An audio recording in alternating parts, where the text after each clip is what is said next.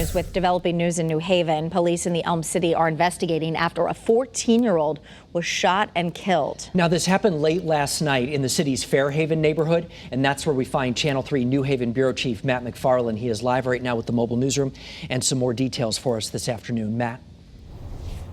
Well, Mark and Aaron, just an awful story. We're told that it happened in this parking lot behind me. Now, the victim was about to start high school and turn 15 in just a few weeks.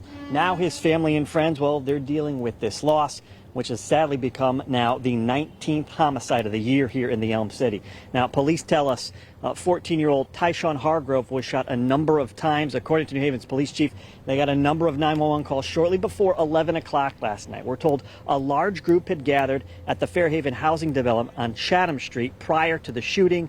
Now, while the chief described it as an isolated incident, she says it's very early on in the investigation and they still don't know what led up to that shooting. But she says they will be doing everything they can to not only solve this crime, but also help the victim's family and this neighborhood through a very difficult time.